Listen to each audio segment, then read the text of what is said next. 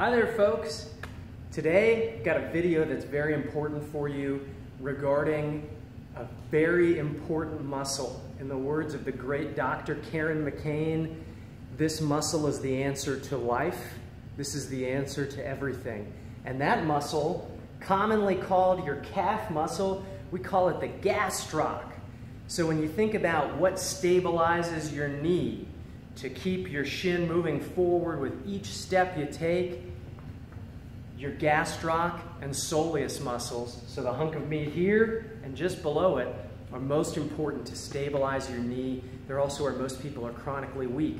So when we think about how does this tie into our boxing training, well, what gives you that explosive spring forward to throw a punch? Or what helps you pop back into fighting stance?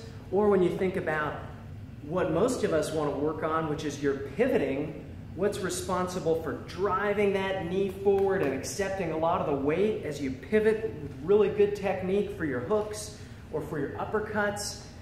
Well, your gastroc soleus complex is doing most of the work there. And since that's so weak, I want to take a moment to go through some progressions for you to follow so you can practice this stuff at home. You can keep up with the good work you're doing in class. And so the first and most obvious one we're going to use here with both feet. And so I've got the punching bag here at home. You might do this near a couch or a chair or even a countertop. Just something that you can grab onto so you can support yourself if you're a little unsteady.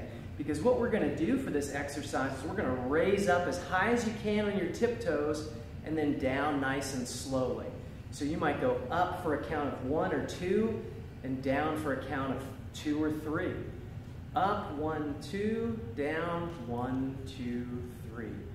And if you need to support yourself more, if you find you're really wobbly, you can face your counter or your couch or your chair and stabilize yourself with both hands, coming up nice and tall and down nice and slowly. So this is a great way to really get those muscles burning and working. If this is too easy though, since our end goal is to work towards doing a whole bunch of these on just one leg at a time, what we can do is we can come up with both feet. So let me get here where you can see we're going to go up with both feet, and then let's let the left foot do all the work on the way down. So we'll pick up the right and slowly ride the left down.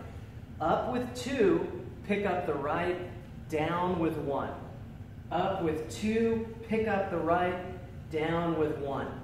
And you can burn out each leg that way. So you know what? We got a video. Let's just do them together. So let's do 10 on each side. Up with 2, right foot comes up, down, that's 1. Up with 2, right foot comes up, down, that's 2. Up, right foot comes up, down, that's 3. Up, right foot comes up, down, that's 4. Up, right foot comes up, down, that's 5. Up, right foot comes up, down, that's 6.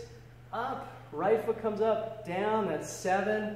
Up with both, down with the left, 8. Up with both, down with the left, 9. Up with both, down with the left, that's 10. We can do the same thing with your right foot now.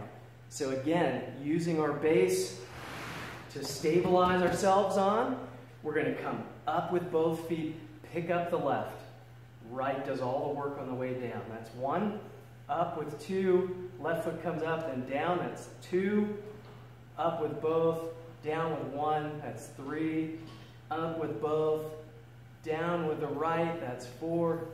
Up, down, that's 5. Up, down, that's 6. Up, and down for 7. Up, and down for 8. Up, and down for 9. Up, and down for 10. So you might think, well, hey, this is getting easier. I've been doing these every day. How can we make this harder? Well, we're working towards doing it with just one foot. And what's nice is in physical therapy, if they do manual muscle testing, which is how they test the strength of your body, what they like to see, they use a 5-point scale for strength. 5-point scale.